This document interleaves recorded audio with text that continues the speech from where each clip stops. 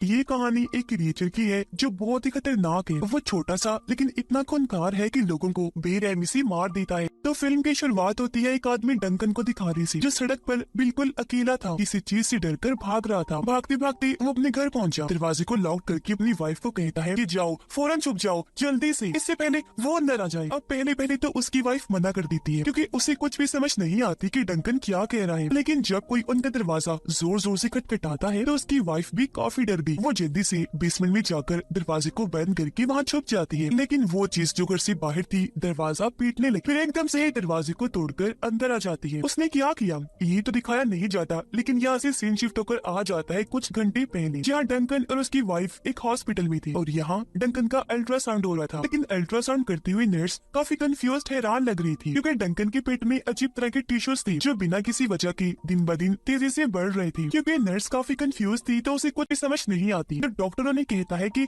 ज्यादा बड़ा मसला नहीं है, हम आपका इलाज करेंगे, एक ऑपरेशन के जरिए टिश्यूज को निकाल देंगे। अब अगले दिन डंकन अपनी ऑफिस गया। पता चला कि वो एक अकाउंटेंट की जॉब करता है, लेकिन अब उसका बॉस उसे इस जॉब से हटाकर ह्यूमन रिसोर्सेज की सीट पर लगा देता है, जिसमें उसकी जॉब कंपनी में नए वर्कर्स को रखने और जो पहले से वर्कर्स काम कर रहे हैं उन्हें निकालने की है। और अब इस बारे में सोचकर डंकन काफी परेशान रह जाता है क्योंकि उसे समझ नहीं आ रही थी कि मैं इस जॉब को कैसे लेकर चलूंगा। साथ ही यहाँ उसकी मुलाकात एक आदमी से हुई जो उसका नया कोलीग था और अब से डंकन के साथ काम करने वाला था। डंकन जब घर आया तो उसकी मॉम नोटिस कर लेती है कि वो काफी परेशान स्ट्रेस में है, इसीलिए वो उसका स्ट्रेस दूर करने के लिए एक डॉक्टर को बुलाती है। लेकिन डॉक्टर से बजाय उसका स्ट्रेस ठीक होने के डंकन और भी काफी परेशान हो जाता है क्योंकि डॉक्टर ने उससे उल्टे सीधे सवाल किए थे। कुछ देर के बाद डंकन के पास उसकी कोलीग की कॉल आई। वो कहता है, डंकन मुझे तुम्हारे कंप्यूटर की जरूरत थी जो मैं इस्तेमाल कर रहा था, लेकिन गलती से तुम्हारी बहुत ही जरूरी फाइल मुझसे डिलीट हो गई है। ये सुनकर डंकन काफी परेशान हो गया। उसे गुस्सा भी आ रहा था क्योंकि वो फाइल डंकन पिछले 1 साल से बना रहा था। अब जब वो बाथरूम में गया तो उसे पता नहीं क्यों बहुत ज्यादा दर्द होने लगती है, इस वजह से वो चिल्लाया। आवाज सुनकर उसकी वाइफ बाथरूम के बाहर आई, पूछती है, क्या हुआ डंकन, सब ठीक तो है? उसने जवाब दिया कि हाँ मैं ठीक हूँ और तुम जाओ जाके आराम कर। उसकी वाइफ ने ऐसे ही किया। वो कानों में ब्लूटूथ लगाकर और अपनी दवाई लेकर सो जाती है, इसलिए वो डंकन की कोई आवाज नहीं सुन पाती, जो इस दौरान बहुत ज्यादा ही चिल्लाने लगता है। अचानक वो गिर गया, बेहोश हो जाता है। इस दौरान हमने देखा कि कोई छोटी सी चीज उसके जिस्म से निकलकर बाहर आई, जो वहाँ हर तरफ घूमकर डंकन की ऑफिस चली जाती है और उसकी नई कोलीग जिसने फाइल को डिलीट कर दिया था उस पर हमला कर देती है। वो उसे बेरहमी से चीर फाड़ कर देती है। उसका खून निकलकर चारों तरफ दीवारों पर फैल गया, जिससे दर्दनाक उसकी मौत हो जाती है। ऐसा करने के बाद वो चीज वापिस ही आकर डंकन के अंदर चली जाती है। अगली सुबह जाकर डंकन को होश आई। वो टीवी में खबरें देखता है जहाँ बताया जा रहा था कि उसका वो नया कोलीग कल रात बड़ी बेरहमी से मारा गया है। ये देखकर डंकन काफी चौंक गया, लेकिन इस बात को नजरअंदाज करके वो एक थेरापिस्ट के पास गया अपना इलाज करवाने। थेरापिस्ट उसे हिप्नोटाइज करके इलाज करने का कहता है, जहाँ डंकन पहले तो मना कर देता है, लेकिन थेरापिस्ट की बार बार कहने पर वो मान गया। और अब जब थेरापिस्ट हिप्नोटाइज का प्रोसेस शुरू करता है तो डंकन के पेट में कोई चीज हिलने लगती है। उसे बहुत जोर का दर्द होने लगा, जिस वजह से डंकन जोर जोर से चिल्लाने लगता है और फिर तभी उसके अंदर से वही छोटी अजीब सी चीज निकलकर बाहर आ जाती है। यहाँ पहली बार हम उसे देख पाते हैं, जो अजीब सा गंदा सा क्रिएचर था, बहुत डरावना खतरनाक लग रहा था। उसे देखकर थेरापिस्ट की भी होश उड़ गई,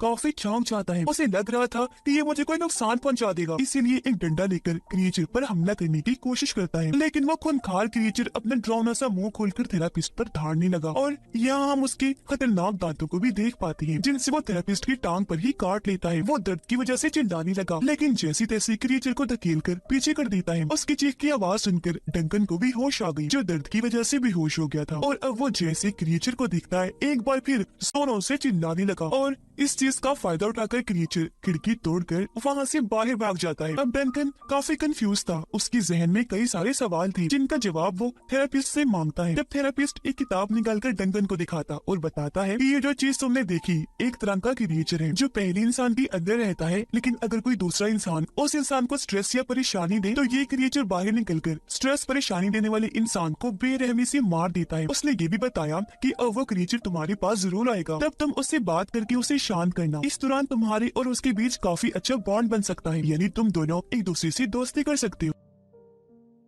अब वो डॉक्टर जो डंकन की मॉम ने बुलाया था वो एक लड़की के साथ होता है, पर जैसे लड़की यहाँ से गई क्रिएचर आकर उस पे भी हमला करके नीचे गिरा देता है। वो उसके ऊपर आकर बैठ गया, अपने दांतों से डॉक्टर की पीठ पर हमला करके उसे चीर के रख देता है, बुरी तरह उसे खाने लगता है, जिससे डॉक्टर की बहुत बुरी मौत हो जाती है, क्योंकि डॉक्टर की वजह से भी डंकन को परेशानी और स्ट्रेस का सामना करना पड़ा था। कुछ देर के बाद क्रिएचर फिर से डंकन के पास आ गया। यहाँ थेरेपिस्ट के कहने पर डंकन उससे बात करने की कोशिश करता है, काफी अच्छा बर्ताव करने लगा जैसे किसी छोटे बच्चे के साथ करती है, जिससे क्रिएचर को भी काफी अच्छा लगा। और यहाँ डंकन उसे काफी प्यारा सा नाम भी देता है जो था माइलो। और अब क्रिएचर माइलो फिर से डंकन के जिस्म में वापस चला जाता है। अगले दिन डंकन ऑफिस चला गया, जहाँ उसकी फीमेल कोलीग बताती है कि एक क्लाइंट के अकाउंट का बैंक बैलेंस ऊपर नीचे हो गया है, और अगर ये बात उस क्लाइंट को पता चल गई तो वो हंगामा मचा देगा। ये जानकर डंकन काफी परेशान हो जाता है, अपने बॉस के पास जाकर इस बारे में बताता है। तब उसका बॉस बिना डरे जवाब देता है कि तुम इसका हल ये करो कि किसी और क्लाइंट के अकाउंट से इस अकाउंट के बैंक बैलेंस को बराबर कर दो, जिससे सारा मामला सेटल हो जाएगा। ये सुनकर डंकन काफी हैरान रह गया, कहता है सर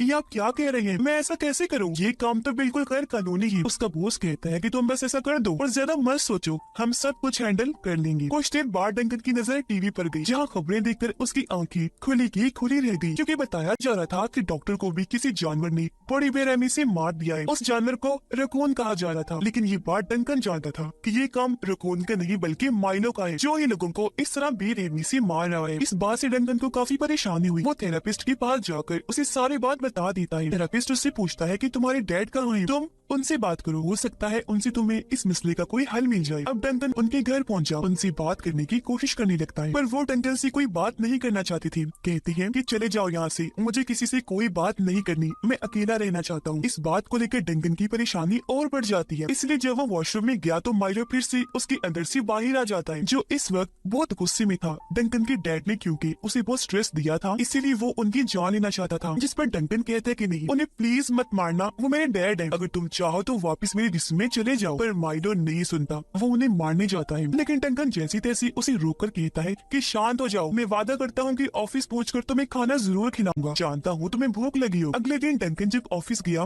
तो ऑफिस में चल रहे सारे मसलों को वो अपने बॉस को बताता है, लेकिन बॉस नॉर्मल ही रहता है, कहने लगा कि तुम परेशान मत हो, फिलहाल यहाँ से चले जाओ, जो भी मसले चल रहे हैं खुद ब खुद ही ठीक हो जाएंगे। ये सुनकर डंकन और ज्यादा परेशान हो जाता है, जिस वजह से माइलो एक बार फिर बाहर आ जाता है, बॉस पर उसने हमला कर दिया। इसी बीच लिफ्ट बंद हो गई तो डंकन लिफ्ट में जा ही नहीं पाता, सिर्फ माइलो घुस गया था, इसीलिए वो काफी घबरा गया। नीचे जब गया तो लिफ्ट खुलते ही उसके होश उड़ जाते हैं, क्योंकि माइलो ने पहले ही बॉस को बेरहमी से मार दिया था। उसने बॉस को भी चीर फाड़ करके रख दिया था, और अब बैठा वो नोच नोच कर बॉस को खा रहा था। डंकन काफी परेशान हो गया, जल्दी से भागकर अपने घर जाता है। उसकी वाइफ भी थी। यहाँ उसकी वाइफ जब ये बताती है कि मैं प्रेग्नेंट हूँ, माँ बनने वाली हूँ, तो डंकन एकदम काफी खुश हो गया, लेकिन वो इस बात से परेशान था कि अगर ये बात माइलो को पता चल गई तो वो मेरे बच्चे को नुकसान पहुंचा देगा। इस डर की वजह से वो अपने घर को छोड़ के चला जाता है, जहाँ वो माइलो के साथ अकेला रहने वाला था, ताकि अपनी वाइफ और बच्चे को उससे दूर रख सके। डंकन उसके साथ बच्चों की तरह ही पेश आता है, अपने साथ लेकर सोता है, खाना भी खिलाने की कोशिश करता है, लेकिन माइलो को कुछ भी पसंद नहीं आता। कुछ देर के बाद डंकन को कॉल आई, उसे बताया जाता है क्योंकि उसकी वाइफ प्रेग्नेंट है, तो उसकी फैमिली ने इस खुशी में घर पर पार्टी रखी है।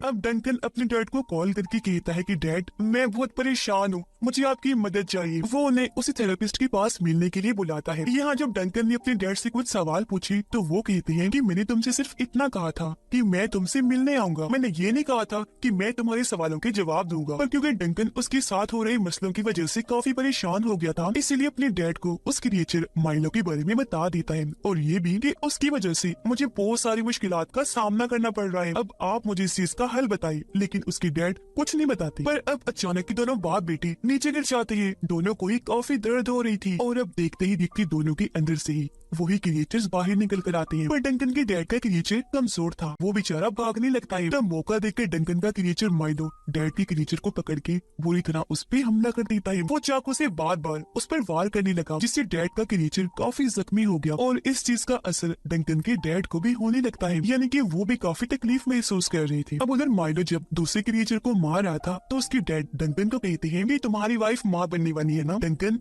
ये जानकर मुझे बहुत खुशी हुई है और तुम्हें हमेशा अपनी वाइफ और बच्चे का ध्यान रखना चाहिए। ये सुनते ही माइलो को गुस्सा आ गया और वो 1 ही मिनट से पहले चाकू लेकर वहाँ से भाग गया ताकि डंकन की वाइफ और उसके बच्चे को मार सके। जो देखकर सभी काफी परेशान हो गए। थेरेपिस्ट डंकन को कहता है कि तुम्हारे डैड को मैं संभालूंगा, तुम अपनी वाइफ के पास जाओ फौरन और माइलो से उसकी जान बचा लो। डंकन ऐसे करता है, वो बाहर निकलकर भागने लगा और ये वही सीन था जो हमने शुरुआत में देखा था, जब वो सुनसान सड़क पर अपने घर जाने के लिए भाग रहा था। घर आकर उसने दरवाजे को लॉक कर दिया था, अपनी वाइफ को बेसमेंट में छुपने के लिए कह रहा था। आकर बेसमेंट में चली गई, खुद को वहाँ लॉक कर लेती है और अब माइलो भी दरवाजा तोड़कर घर के अंदर आ जाता है। पर यहाँ डंकन उसे समझाने की कोशिश करता है कि देखो मेरी वाइफ घर पर नहीं है, तुम यहाँ से चले जाओ। लेकिन जब उसे बेसमेंट से आवाज आई तो वो समझ जाता है कि डंकन की वाइफ बेसमेंट पे है और क्योंकि दरवाजा लॉक था इसलिए माइलो उसके पास जाने के लिए सिंह का रास्ता अपनाता है। वो छोटे से सुराख के जरिए ही वहाँ से निकल जाता है। हालांकि डंकन उसे रोकने की कोशिश करता है, उसके दोनों पैर पकड़ लेता है, लेकिन इस चीज में वो नाकाम रहा। माइलो वहाँ से निकल ही जाता है। वो बेसमेंट में आकर पहले डंकन की वाइफ को डराता है, फिर एकदम से ही उस पर हमला करके नीचे गिरा देता है। वो उसे कोई नुकसान पहुंचाता